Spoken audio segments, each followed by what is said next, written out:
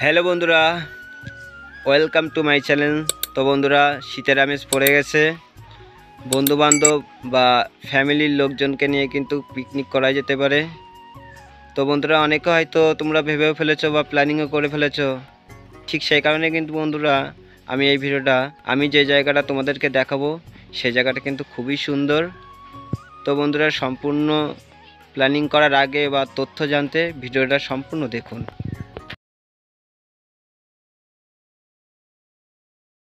তো গাইস, এটা কিন্তু আমাদের বাগানের পথ।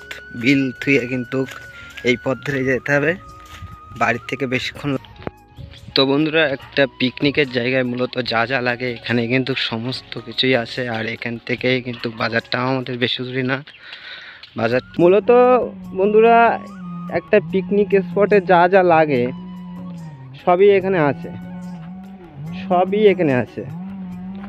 ধরো হয়তো আপনারা ভাবছেন এতটা ভিতরে হলেও বন্ধুরা, এখান থেকে কিন্তু বাজার, আমাদের জগদীশপুর সুপার মার্কেট কিন্তু 5 মিনিট লাগবে যেতে। দেখুন, এখানে কিন্তু অনেকেই আসে পিকনিক করতে।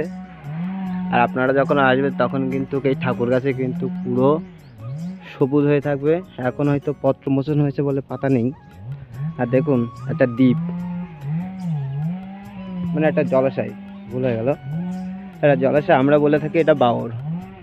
একটা পিকনিক স্পটের পাশে কিন্তু একটা বাওর লাগে, সুন্দর একটা জলাশয়। আপনারা যদি মনেও করেন যে একটা নৌকা লাগবে, সমস্ত কিছুর বন্দোবস্ত কিন্তু এখানে আছে।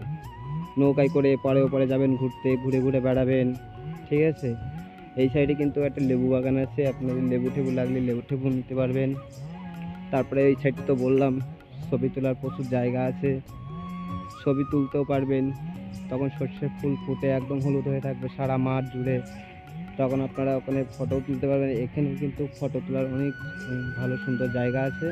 আর এইসব বাগান কিন্তু সব পরিষ্কার হয়ে যায়। এখানে কিন্তু অনেকেই পিকনিক করতে আসে। তো বন্ধুরা, এখানে যারা যারা পিকনিক করতে আসবে আমার সঙ্গে যোগাযোগ। তো বন্ধুরা, এই জায়গাটা কিন্তু আমরা মূলত হাজরাতলা বলে থাকি।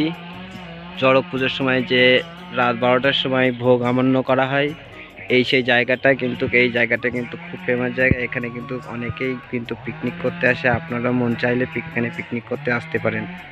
তো বন্ধুরা, দেখতে পাচ্ছ কত সুন্দর ভিউ, চারি সাইডে জলাশয়।